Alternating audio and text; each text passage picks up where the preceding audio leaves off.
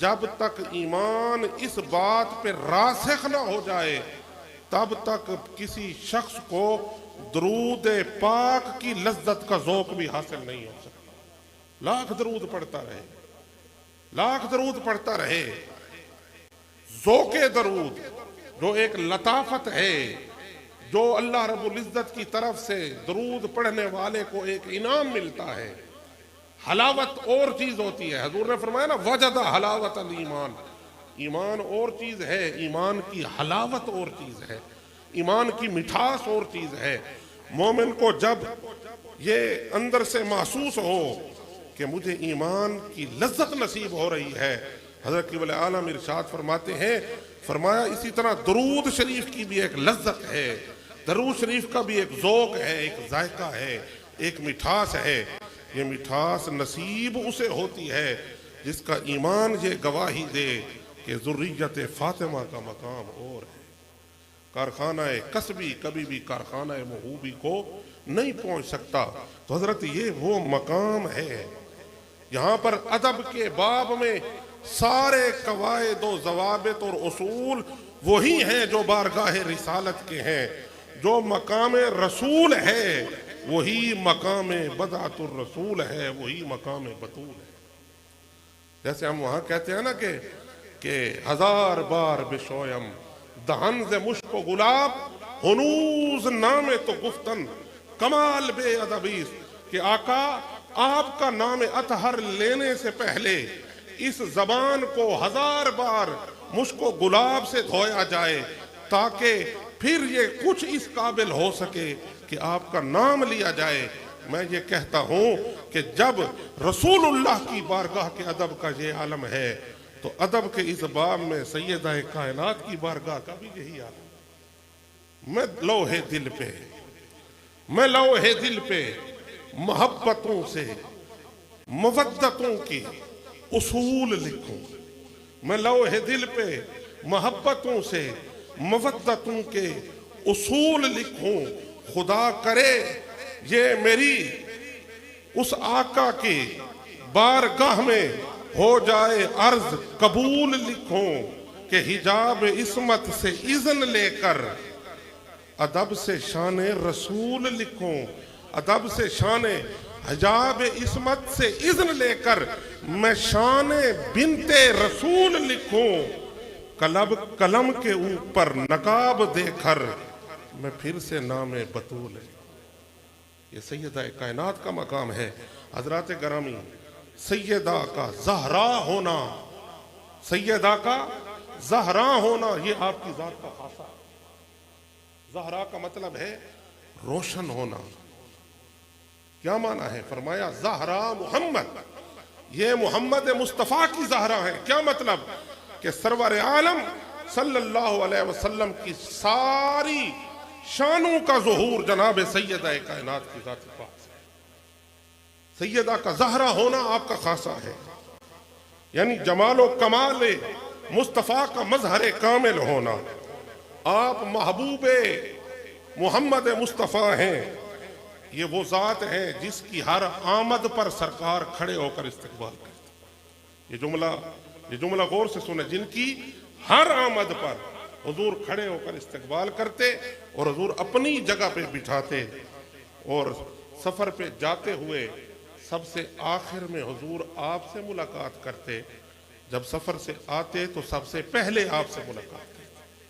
ये सैयदा कायनात की शान है। ये वो ज़ात है जिसके दरवाजे पर 6 माह तक एक रिवायत के मुताबिक हुजूर सैयदा कायनात के दरवाजे पे खड़े होकर आया ततहीर की तिलावत फरमाते। ये वो ज़ात है जहां से गुजरते हुए सरकार अस्सलामु अलैकुम अहलल बैत फरमाते। ये वो ज़ात है कि जिनकी औलाद में कुतबियत कुबरा को नाफिज कर दिया गया। क़यामत तक औलिया और विलायत के बाब में जितने भी कुतबियत कुबरा के मकाम पर फायज होंगे वो सैयदा कायनात के लाल। ये वो शान है। हजरत ग्रामी, यहाँ ततहीर का हाला है चारों तरफ। आयत मुबाहला की तफसीर में जब हम ज़ाहिरी तौर पे देखते हैं, बीबी पाक दरमियान में है, आगे नबी पाक हैं, पीछे अली पाक हैं, एक साइड पे हसन पाक हैं, एक साइड पे हुसैन पाक हैं। बीबी पाक मरकज की हैसियत रखती हैं, उनके इर्द गिर्द ये नूरी हिसार है। सैयदा कायनात के अलावा ये शान किसी को नसीब ही नहीं हुई कि जिस जात के चारों तरफ एक तरफ नबुव्वत का हिसार है, एक तरफ विलायत का हिसार है, एक तरफ सियादत का हिसार है, एक तरफ शहादत का हिसार है।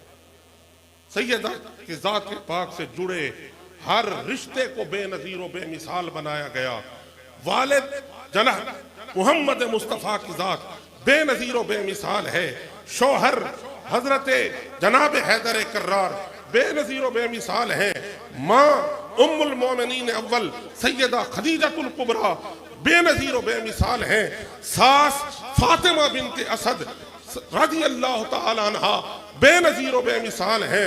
ससुर हजरत जनाब अबू तालिब सैयद बतहा अलैहिस्सलाम बेनजीर व बेमिसाल है। शहजादे इमाम हसन इमाम हुसैन बेनजीर व बेमिसाल है। और शहजादी सानिया ज़हरा सैयदा ज़ैनब भी बेनजीर व बेमिसाल है। ये नूरी हिसार है आपकी जात का। लफ्जों के बेवपारी नस्बीजत के अलमबरदार जब आपकी बारगाह में इसके रसूल की चादर लेकर हमला आवर हुए तो उनको ये बताया गया कि यहाँ पर महफूज और मासूम के अल्फाज के धंधे लेकर लोगों के ईमान को खराब न करो। ये खातमुल मासूमीन के लफ्ज से तुम सैयदा की बारगाह में हमला करने की जसारत छोड़ दो। सैयदा कायनात की जाते पाक अपनी तमाम तर अजमतों के साथ खत्म नबुव्वत की पहरादार है। याद रखें, ये वो महफूज अनिल खता हस्ती हैं जिनकी शान ये है कि कायनात आलम में क़यामत तक हुजूर की मासूमियत की भी हिफाजत कर रही हैं, हुजूर की खत्म नबुव्वत की भी हिफाजत कर रही हैं। हर अक्लमंद इंसान ये सोचने पर मजबूर हो जाता है कि जब हुजूर की अबदियत महज़ा की वारिस कायनात आलम में इतनी बड़ी शख्सियत, हुजूर की सारी अजमतों की मजहर शख्सियत, अगर वो नबुव्वत के मर्तबे पर कायम नहीं हो सकी तो अब क़यामत तक आमना के लाल के बाद और कोई नबी नहीं आ सकता।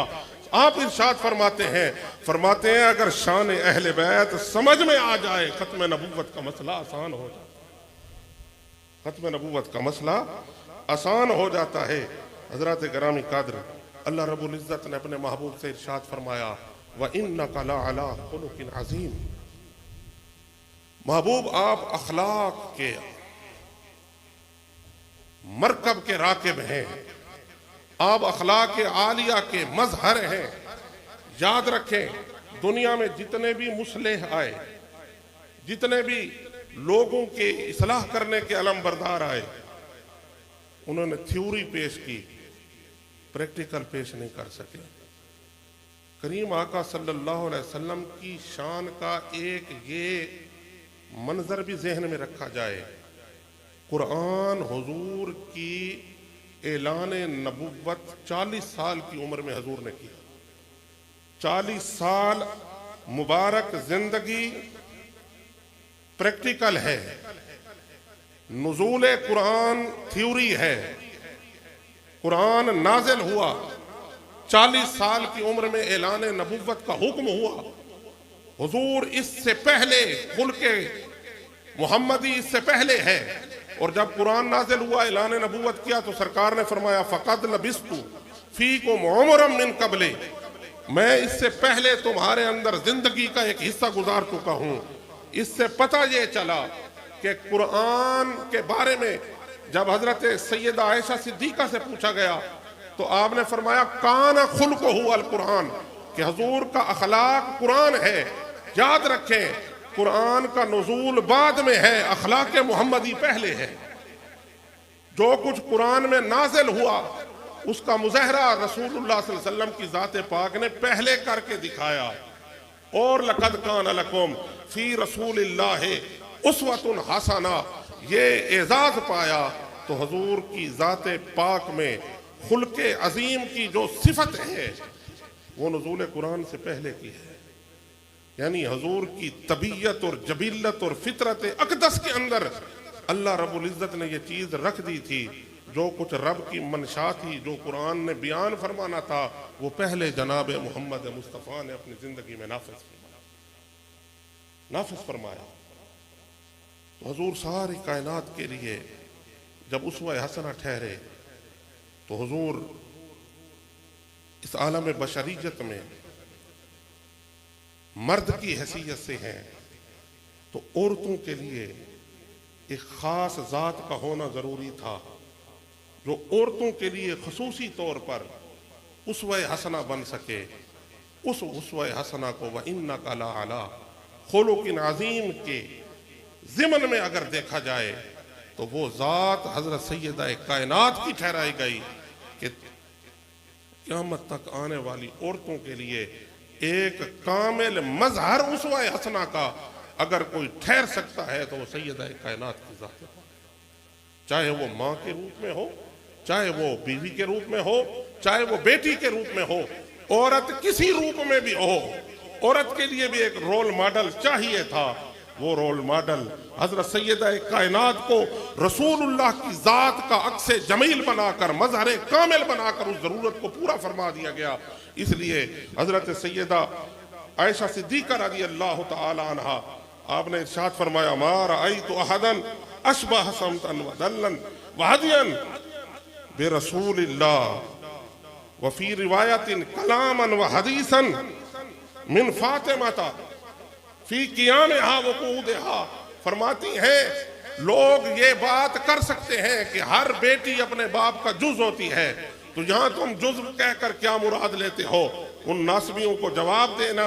हजरत सैयदा आयशा सिद्दीक़ा की ज़बान में फरमाया, ये जुज़्व आम नहीं है, ये वो जुज़्व है जो मजहर जमाल कुल है, ये वो जुज़्व है जो मजहर कमाल कुल है।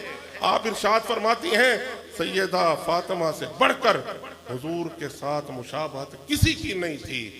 आपका उठना, आपका बैठना, आपका आना, आपका जाना, आपका देखना, आपका कलाम करना, आपका बात करना, आपका हर अंदाज, आपकी सूरत, आपकी सीरत, आपका जाहिर, आपका बातिन, जिस अंदाज से भी देखा जाए फातिमा ज़हरा रसूलुल्लाह का मजहर मालूम। बीबी पाक चल के आती ऐसे लगता था जैसे हुजूर चल के आते। बीबी पाक बोलती ऐसे लगता था जैसे हुजूर बोल रहे हैं। तो जिसका जाहिर और बातिन हुजूर जैसा हो जाए, अल्लाह रब्बुल इज्जत ने उसी जात को क़यामत तक आने वालों के लिए उसवा हसना बनाया। यह है व इन्नका लअला खुलुकिन अज़ीम। तो जब हुजूर की जाते पाक के साथ इस अंदाज से मुशाबहत अता हो गई तो सरकार ने इरशाद फरमाया, अमा तरदईना अन तकूनी सय्यदता निसाए अहलिल जन्ना। ए मेरी पाक बेटी, क्या तू इस बात पे राजी नहीं है कि अल्लाह रब्बुल इज्जत ने तुझे जन्नती औरतों का सरदार बनाया? हजरात करामी, जबान के डिफरेंस में, लैंग्वेज के तर्जमे के प्रॉब्लम में आकर बहुत सारे माने अपनी हकीकत को खो देते हैं। हमारे इस उर्फ के अंदर लफ्ज़ सैयद का सिर्फ एक माना लिया गया कि जी औलाद फातिमा जो हो उसे सैयद कहते हैं, उसे सैयद का तमगा ज़रूर मिलता है। लेकिन ज़बान नबुव्वत से जो लफ्ज़ निकला ना सैयदा, इसका माना और है। इसका माना अरबी ज़बान के अंदर यहाँ मुराद रसूल क्या है? हजरत बंदा नवाज गैसु तराज रज़ी अल्लाह तआला अन्हो अपनी तफसीर में हजरत यहया अलैहिस्सलाम के बारे में हजरत ज़करिया को जो बशारत हुई, फरमाया कि ए ज़करिया, हम तुम्हें बशारत देते हैं उस बच्चे की, उस अजीम शान बच्चे की जो क्या होगा? सैयदन। अल्लाह फरमाता है वो सैयद होगा। वो क्या होगा? सैयद होगा। तो क्या सिर्फ सरदार होगा? हजरत बंदा नवाज फरमाते हैं नहीं, इसकी 4 तफसीरें आप बयान करते हैं और 3 तफसीरें वो अकाबिर औलिया किराम की हैं। एक तफसीर अपने बयान सैयद कहते हैं। अब इस माने को समझें और फिर देखें कि सरकार ने जब फरमाया ये सैयदा हैं तो फिर इसका माना क्या बनेगा। आप फरमाते हैं सैयद वो होता है जो हक की हकीकत से मौजूद हो। सैयद वो होता है जो हक की हकीकत से मौजूद हो। फरमाते हैं, मोहम्मद बिन फजल फरमाते हैं, सैयद वो है जो मनो अता में दोनों में, मनो अता दोनों में एक ही हालत में रहे, चाहे उसे अल्लाह की तरफ से जाहिरी नेमतें अता हूं तब भी उसका हाल वही हो, ना अता हूं तब भी वही हो, फक्र में भी वही हो, खुशहाली में भी वही हो। और इब्ने मंसूर ने कहा, सैयद वो है जो बशरियत के औसाफ से खाली हो जाए और रबूबियत के औसाफ से जाहिर हो जाए। बशरियत के औसाफ से खाली हो जाए और रबूबियत के औसाफ से जाहिर हो जाए। और इन तीन तफसीरों के बाद हजरत गैसु दराज फरमाते हैं, मेरे नजदीक सैयद उसे कहते हैं जो रब की अहदियत में फना होकर अहले जमाना का सरदार बन जाए। रब की अहदियत में फना होकर अहले जमाना का सरदार बन जाए। ये सरदारी सैयदा कायनात को ज़बाने नबुव्वत से अता हुई। फरमाया, फातिमा सैयदतु निसाए अहलिल जन्ना, जन्नती औरतों की सरदार फातिमा है। आज का मौलवी चंद टक्कों की खातिर फदक के मसले को बयान करके आपकी जात को गहनाना चाहता है। बंदा नवाज गैसु दराज हुसैनी सैयद फरमा रहा है। फरमाया, सैयद वो होता है जो बशरियत के औसाफ से खाली हो जाए, रबूबियत के औसाफ से जाहिर हो जाए, जो अहदियत में फना हो जाए और रब की जात के साथ बाकी हो जाए। उसका दुनिया की चीजों से कोई ताल्लुक न हो, वो अबदियत माज़ा की वारिस हो। ये वो मकाम है जो सैयदा कायनात को अता हुआ। और सरकार ने सैयदा के शहजादे के बारे में फरमाया, इब्नी हाजा सैयदुन, फरमाया मेरा ये बेटा सैयद है। क्या फरमाना चाहते थे? फरमाया, इसकी शान ये होगी, तुम लोग 1 इंच टुकड़े जमीन के लिए लड़ मरोगे, ये मेरा शहजादा ये रब के औसाफ का ऐसा मजहर बनेगा, अहदियत में ऐसा फना होगा कि दीन इस्लाम की बका की खातिर, मुसलमानों की इज्जत व जानो माल की जमानत की खातिर सिर्फ इंच मरला जमीन कनाल नहीं, लाखों मुरब्बा मील का तख्त कुर्बान कर देगा उम्मत मुहम्मदिया को बचा। तो जिसके बच्चों का ये आलम हो, उस सैयदा कायनात की अजमत का आलम क्या होगा, उसकी शान क्या होगी। हजरत ग्रामी कादर, ये है हजरत इमाम हसन अलैहिस्सलाम की शान, ये है सैयदना इमाम हुसैन अलैहिस्सलाम की शान। इकबाल ने फरमाया, सीरते फरजंदहा अज उम्महात, जो हरे सिद्को सफा अज उम्महात। लोगों, अगर माँ की शान देखनी है तो बेटों को देखो। बेटे के अंदर जो सिद्को सफा का जौहर है वो माँ का करिश्मा है। फरजंद की सीरत माँ की अजमत की आईनादार है। मैं कहता हूं, कायनात आलम में सारी माओं को बेटे नसीब होते रहेंगे, लेकिन जो बेटे फरजंद वो सैयदा कायनात को अता हुए, उनकी अजमतों के साथ कौन मिल सकता। नेपोलियन ने कहा था, give me good mother's I will give you great nation. तुम मुझे अच्छी माएं दो, मैं तुम्हें एक अजीम कौम दूंगा। मगरबी मुफक्किर इस नतीजे तक तो पहुंचा कि अच्छी कौम के लिए अच्छी मां का होना जरूरी है। कौम अजीम तब बनती है जब मां का किरदार अच्छा हो। वो ये हकीकत तो बयान कर सका, लेकिन लोगों को ये नहीं बता सका कि अच्छी मां होती कौन सी है, अच्छी मां के लिए रोल मॉडल कौन होता है। वो अहले बैत की दहलीज का दरयूज़ अगर अल्लामा इकबाल अपनी कौम को बता गया, उसने कहा, मजराए तस्लीम रा हासिल बतूल मादरा रा उसवाए कामिल। लोगों, अगर माओं को कोई उसवाए कामिल चाहिए तो वो सैयदा बतूल की जात है। फरमाते हैं, अगर पंदे से दुर्वेशे पजीरी, अगर पंदे से दुर्वेशे पजीरी, हजार उम्मत बमीरद तू नमीरी। बतूले बाशो पिन्हा शो अजी असर के दर आगोश शबीरे बगीरी। फरमाया अगर इस दुर्वेश से एक नसीहत लेना चाहता है तो वो ये है, और अगर वो नसीहत तूने ले ली, 1000 उम्मत बमीरत तू न मीरी, सारी उम्मतें मर जाएंगी, तू नहीं मरेगा, तू बाकी रहेगा। कैसे? फरमाया बतूले बाश, उम्मत मुहम्मदिया की माओं बहनों बेटियों को रोल मॉडल दिखा रहा है कि बतूल बन जाओ, सैयदा कायनात के नक्शे कदम पे आ जाओ, चादर ततहीर के साए में आ जाओ, पिन हाँ शाओ अजी असर, ये मगरबी चकाचौंध को छोड़ो, जमाने की बेरहम निगाहों से अपने आप को महफूज कर लो, बतूल बन जाओ। और फिर क्या बनो? जब बतूल के नक्शे कदम पर चलोगे कि दर आगोश शब्बीरे बगीरी, फिर तेरी झोली में भी ऐसे लाल पैदा होंगे जो हुसैनी किरदार के हम।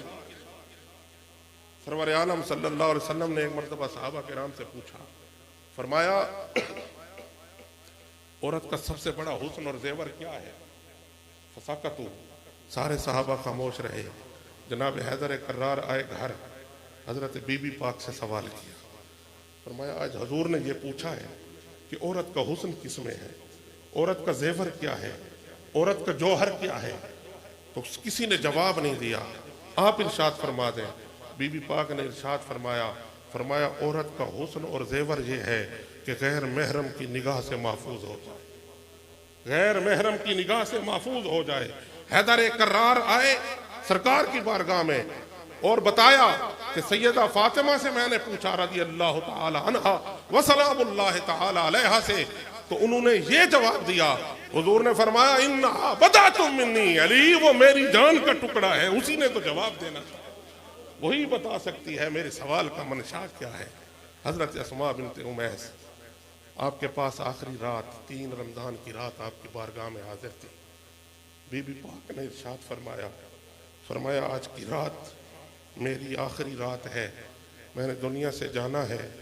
और यहाँ पर जब जनाजे उठते हैं तो औरतों के पर्दे का एहतमाम नहीं किया जाता। अहले मदीना में जो रिवाज है ऐसे चादर औरतों पे डाल देते हैं। फरमाया मुझे ये पसंद नहीं है, मैं चाहती हूँ कि मेरे कफन पे भी किसी की नज़र न पड़े। हज़रत अस्मा ने इरशाद फरमाया कि मैंने ईरान के इलाके में कहीं देखा है कि वो टहनियों को इकट्ठा करके मिलाकर ऊपर से एक कब्रनुमा बना देते हैं ऊंची और उसके ऊपर चादर डालते हैं तो जिस्म महफूज हो जाता है। बीबी पाक ने इरशाद फरमाया, फरमाया वैसा करके मुझे दिखाओ। वो टहनियाँ ले आई खजूर की, उन्होंने एक चबूतरा सा उसका बनाया और चबूतरा बना के बीबी पाक को दिखाया।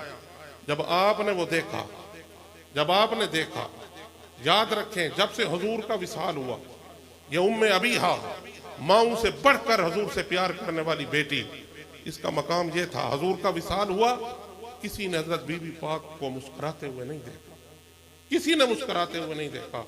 हजरत अस्मा बयान फरमाती हैं, फरमाया जब मैंने हजरत बीबी पाक को वो बाद अज़ विसाल कफन का पर्दा दिखाया कि अगर यूं किया जाए तो आपकी ततहीर की शान वो जुदागाना रहेगी, तो आप इरशाद फरमाती हैं फतबस्समत फातिमा, तो हजरत बीबी पाक मुस्कुरा पड़ी। वमा रअयतुहा मुतबस्सिमतन बादा अबीहा इल्ला यौमइज़िन, वो फरमाती हैं इससे पहले जब से हुजूर का विसाल हुआ बीबी पाक को मैंने मुस्कुराते नहीं देखा था। अगर सैयदा कायनात की लबों पर बाद विसाले नबवी मुस्कुराहट आई है तो इस बात पे आई है कि मेरे विसाल के बाद भी मेरा पर्दा बाकी रहेगा। ये सैयदा कायनात की शान है। हज़रात करामी कद्र, ये मकाम जहां पर हम हाजिर हैं ये सैयदा का पाक घर है। जिनकी बारगाह में हाजिर हैं ये सैयदा पाक के लाडली औलाद है। और आज 3 रमजान मुबारक की ये मजलिस पाक, मजलिस ख़त्म शरीफ हमारे ऊपर अल्लाह रब्बुल इज़्ज़त का सबसे बड़ा फज़ल व एहसान है कि हम हुजूर के घर में हुजूर की पाक शहजादी के ख़त्म शरीफ की महफिल में हुजूर की आले पाक की बारगाह में हाजिर हैं।